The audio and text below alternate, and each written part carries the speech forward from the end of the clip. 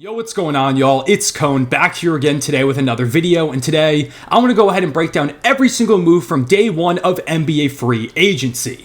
It's after midnight here in the East Coast, so day one is come and gone. I did a 4-hour live stream at the beginning of free agency, and while it wasn't this blockbuster race out of the gates like all these signings left and right like it's been in years past at 6 p.m. Eastern, it was still pretty fun. There were a lot of moves that trickled in over time, some big signings that kind of shift the landscape of the league, and even for the top guys that didn't sign, we've now got pretty good indications about where they're going to go. So I'm going to break down where everybody landed officially, where those top players will probably end up going, and all the new news on that front. I'll have timestamps down below in the description in the time bar if you want to find something specifically. But yeah, I'm going to tell you where every player went, how much money they got, and what my thoughts are on the deal and the implication of it across the league. With that being said, leave a like and subscribe if you enjoy, hit the notification bell so you don't miss out on future videos, and let's get into the moves. First things first, we've got to talk about Paul George and really the Clippers as a whole, because there was a lot of movement surrounding them, and they were always looked at as one of the biggest players here in free agency, with Paul George and James Harden as free agents. Russell Westbrook had a player option,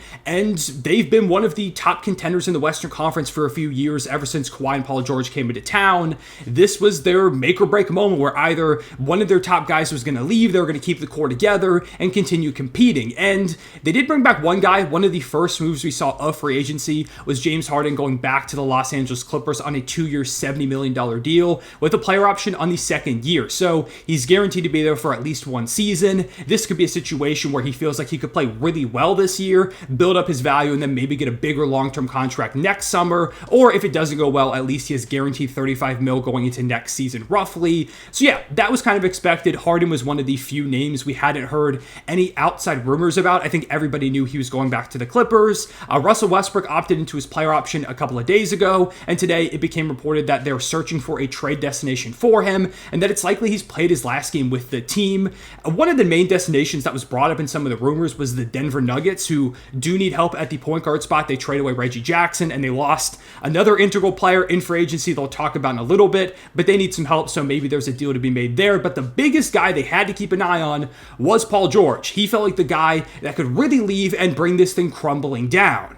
And coming into today, it seemed kind of 50-50 whether he leaves or stays. He opted into his player option, which yesterday meant that he couldn't be signed and traded over to, or not signed and traded, but just straight up dealt over to the Warriors, which it was reported the Golden State Warriors were really trying to get a deal done there. They weren't able to. And so coming into today, it felt like it was probably between the Clippers and the 76ers. And well, he's officially becoming a Philadelphia 76er. I had recorded this full section. I'm recording this after the rest of the video because I was editing. I was about to be done when Woj dropped the bomb that it is official. Paul George is teaming up with Tyrese Maxey and Joel Embiid in Philadelphia on a 4-year, $212 million max contract. It's a big deal. This is the thing we were kind of expecting, especially when earlier today, the Clippers put out a full press statement saying that Paul George was not going back to the franchise. I don't think I've ever seen anything like that, but they basically said he's not coming back. And at that point, it was pretty clear it was going to be Philadelphia. It was just a matter of time. And here it is at 3:30 a.m. in the morning. Paul George teams up with Embiid and Maxey in Philadelphia, and it forms an interesting big three. I know a lot of people are already hating on the deal, saying it's too much money. It is probably a bit of an overpay for Paul George at this age, especially with the injury concerns, but I do think it's something Philadelphia had to do. You have Joel Embiid, an MVP level player. You have Tyrese Maxey, who's an all-star, borderline all-NBA guy, and this wide open contract spot to add another all-star level talent without giving up any assets. They're not having to trade all their first-round picks to make this thing work. They're just absorbing him straight into the cap space, and yeah, it's going to cost them a lot of money, but in the future, they could always flip that contract with picks if they want to make a bit of an upgrade. That's always a route they can go. They've made some other moves that we'll talk about in a moment that further shore up the supporting cast. It feels like the Sixers are really starting to put this thing together. I don't dislike the deal the way that I know a lot of people are. He's a versatile forward. He's not going to be asked to do too much, which hopefully keeps him healthier and also makes him more effective, because at this point in his career, I don't know if PG is like your number 2 on a championship team. I think is a 3. He fits really well, or a 2A, 2B with Tyrese Maxey. Of course, Embiid is going to be the 1, gives you defense, defense, gives you great shooting. He's a phenomenal catch and shoot guy, can create his own shot, which is something the Sixers have needed help with as well. And you're basically replacing Tobias Harris on a max contract with Paul George. It's a massive upgrade. I like this deal.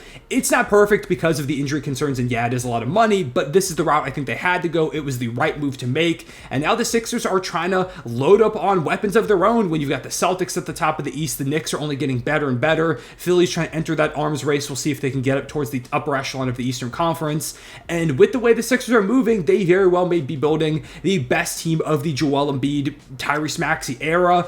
I'm excited to see what Philadelphia can do, and like I said, there were other moves that they made as well, including adding Andre Drummond, the return to Philadelphia, 2 years, $10 million to the Sixers. I like it a lot. The Sixers have struggled to find consistent backup bigs behind Joel Embiid, and when Drummond was there, he was one of the more reliable guys. They don't need him to play too much. Embiid's going to play 35, 36 minutes a night in the playoffs, probably closer to 40. Drummond's just got to come in, play some solid defense, give them some rebounds, catch some lobs from Maxey, and his job will be done. I like the idea a lot, especially for $10 million over 2 years. He did really good with Chicago this past season. And then Eric Gordon comes in, giving them a bucket getter off the bench. 1 year, $3.3 million.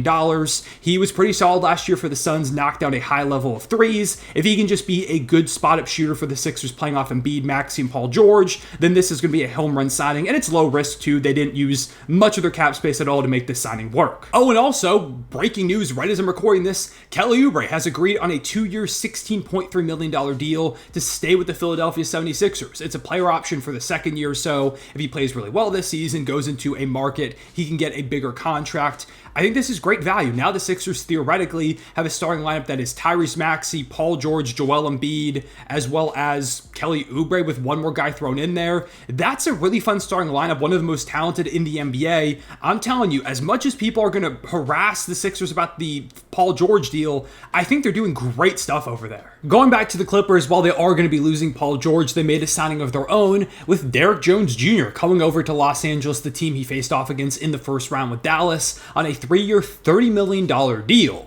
$10 million a year is pretty good for DJJ. He did really good this past season with the Mavericks as a guy rolling to the basket. Of course, an amazing vertical athlete, shot pretty well from the outside, especially knocking down looks in that corner. Derrick Jones is a fun player to bring over to the Clippers. He's not going to replace what Paul George brings to the table, and I do still think it's kind of a sinking ship over there in Los Angeles unless they pull something random out of a hat. But for the moment, DJJ is a good additional piece to throw in there to try and steady the boat a little bit, and I think getting him on $10 million a year is pretty good value. As for the Mavericks, the reason that he doesn't return to them is because the Mavs pivoted and signed Naji Marshall on a 3-year, $27 million deal, and that's a pickup I like a lot. Naji is a really solid defender. He's a guy who knocked down a really high level of threes this past season, better shooting than I think he had at any other point in his career, because for a majority of his career, he's been a not good three-point shooter. This season, he really found that outside stroke. They're going to need that to continue with the Mavericks, and this is a team that thrives on setting up those role players for great looks in the corner, above the break. Wherever you can spot him as a three-point shooter, Luke and Kyrie are going to find you, and I feel like Naji could be in for a career year over here in Dallas, can easily slot into that starting lineup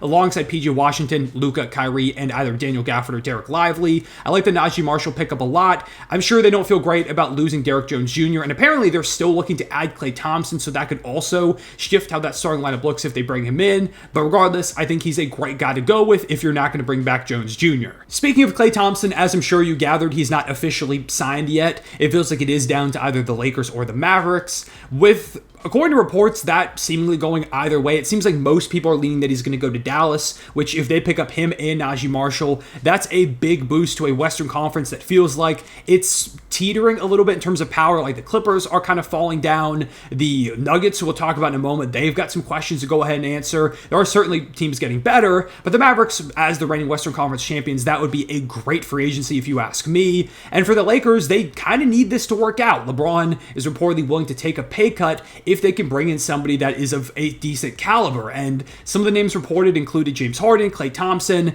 who, you know, if Klay doesn't sign there, then both those guys are off the board. Or even Jonas Valanciunas, who, spoiler alert, did sign somewhere else today, so we'll get to that in a moment. So it feels like they're running out of guys if they don't get Klay Thompson. I'm not sure who the pickup is. They've got to get better. They're nowhere near ready to compete with the top of the top in the Western Conference. We'll see where he lands, but for right now, it does feel like he's kind of leaning Dallas. But not only is Klay Thompson for sure leaving the Warriors, Spurs, but Chris Paul is gone too. There were reports today that the Bulls offered the Warriors Zach LaVine for Chris Paul and Andrew Wiggins, and the Warriors said no. They said they weren't going to make that deal, and instead they went ahead and just waived Chris Paul, which is kind of surprising. I feel like that's a deal they would have taken because sure, LaVine's contract is really bad, but so is Andrew Wiggins' contract, and at least LaVine helps you level up a little bit. He's been an all-star caliber player not too long ago. I don't know what their game plan is. They didn't make any signings today, so we'll see where they go. I guess they added Kevin Knox to their summer league team, so if you count that, then sure, but in Chris Paul news after they waived him, he signed with the San Antonio Spurs. 1 year, $11 million, so he's not going to a championship contender, but rather he's going to the Spurs to team up with Victor Wembanyama. It always felt like it made sense for the Spurs to try and add a veteran guard of some kind to help Wemby, kind of evolve his game, to help him progress, just give him a floor general, somebody who can actually put the ball in his hands, and Chris Paul is the perfect guy to do that. I'm really excited to see this duo play out there. As a Chris Paul guy, I do want to see him win a ring and was kind of hoping he would go to a championship level team, but I also think being part of Wemby's legacy, being a part of helping this generational talent rise to stardom is also a really cool moment to have. According to reports, he sees this as a moment where he could kind of rejuvenate himself, regain some of his value in the market, kind of similar to what he did in Oklahoma City, although he was a good bit younger when that happened, so I'm not sure we see quite the same effect. But hey, maybe Chris Paul goes out there and averages like 12 dimes a game, just literally throwing it up to Wemby around the rim, and suddenly he's once again back out on the market as a really valuable point guard. I would love to see that, but for the moment, CP3 is going to be throwing passes to Victor Wembanyama, and that's something I can't wait to see. The Spurs are already kind of hard to miss TV, must-watch TV rather, over the course of this past season just because they had Wemby. Now that they've got someone that can get him the ball, you've got to definitely pay attention to them even more. But we've talked a lot about the Western Conference. Let's talk about an acquisition in the East with Kentavious Caldwell-Pope leaving the Denver Nuggets to join the Orlando Magic. 3 years, $66 million, $22 million average a year, and what's a really exciting pickup for Orlando. They have been a defensive juggernaut over the past 1.5 seasons. The big issue has been the offense. They don't have enough spacing for Paolo Banchero to really open up the court and let him play his game. They need more creators, and KCP isn't really a high-level creator, but in terms of shooting, he is an above 40% shooter from the outside. He's been a knockdown guy his entire career, and also he adds into this defensive identity. You throw him on the wings in a defensive lineup of Jalen Suggs, KCP, Franz Paolo, and Wendell Carter. That is an unbelievably stacked defensive starting five that basically you're going to find it impossible to score buckets against. KCP adds to the spacing. They've got some more work to do, if you ask me, and have more cap space out there so they can definitely make some more additions, but this is a great start. I love the addition of KCP to this team, a veteran coming in to help Orlando really take it to the next level out east. And for the Denver Nuggets, this, in my opinion, is a disaster. KCP was really important to what they did. He was one of their key guys in point of attack defense. I think it's a massive blow to them on that end. A knockdown shooter for Nikola Jokic. It seems like they'll probably slot Christian Braun into the starting unit, and he's good, and I'm excited to see him get more opportunity. I just don't think he's anywhere near ready to play at the level that KCP had brought to them over the past 2 years. He was an integral part to them becoming a championship squad. I think this is a big blow, and now losing KCP this offseason, losing Bruce Brown last offseason, you've got very little depth in the first place. If you're moving Christian Braun into the starting lineup, you have even less. We'll see if they can pull off some miracles in free agency, but for the moment, it feels like the Nuggets are rapidly deteriorating after winning a title just a couple of seasons ago. Sticking with Western Conference contenders, my favorite team, the Oklahoma City Thunder, didn't do anything outright today, but they have a bunch of cap space, and reports are that they met with Isaiah Hartenstein in his hometown over in Oregon to basically pitch him on joining the team. We haven't heard word about what his decision is, if he's leaning any way yet. The Thunder are seemingly trying to be aggressive and convince him to join. They're willing to throw a lot of money his way, and I've made it known here on the channel, or at least I believe I have, that Isaiah Hartenstein is one of my favorite targets for the Thunder. If I could pick one guy for them to sign, outside of like the, of course, top names, like it would be cool to have LeBron, Isaiah Hartenstein is like the guy I would like to pick up. Really solid big, brings some good defense, brings some good passing, has shown an ability to stretch the floor in the past, even though the Thunder don't need him to at an insane rate, just kind of be a threat towards the mid-range area. He's got great touch on a push shot. I think Hartenstein would be an amazing addition to this Thunder team and really help boost them towards the top top of the Western Conference contention picture, in addition to, of course, the Alex Caruso trade and other moves they could make because they've still got a lot of flexibility after that. Also, Hartenstein is reportedly still considering going back to the Knicks for a bit of a discount, or the Pistons have been rumored as a team that could throw him a lot of money. I feel like Detroit probably isn't an option for him at this point. I would imagine Hartenstein wants to compete. Maybe he just goes with the Pistons and takes the bag. But to me, the Thunder feel like the middle ground. They could offer him the second most money. They can offer him a spot to be an impactful player on a really high-level team. I'm hopeful he signs with the Thunder, but I guess going back to New York is definitely still an option as well. Speaking of Eastern Conference big men, a guy that has now gone over there is Jonas Valanciunas, surprisingly going to the Washington Wizards on a 3-year, $30 million deal. I have to say, I like the financial value for this acquisition. I feel like $10 million a year is pretty fair for what Jonas Valanciunas brings to the table. I will say I don't understand it as much from the Wizards' perspective. You've got Alex Sarr, who's one of the guys in your front court rotation. You've got Kyle Kuzma. You've got Bilal Coulibaly. A lot of guys who need minutes out there in the front court, especially if you want to turn Alex Sarr into a 5, which maybe they're not. Maybe they're rather going towards the 4 direction for him. To me, this kind of signifies that Kyle Kuzma is going to be gone at some point to clear up some space. Also, I don't love the fact that they're adding more talent when the goal should be to get to the bottom of the Eastern Conference, completely bottom out so you can go after Cooper Flagg or one of the top guys in a stacked 2025 draft class.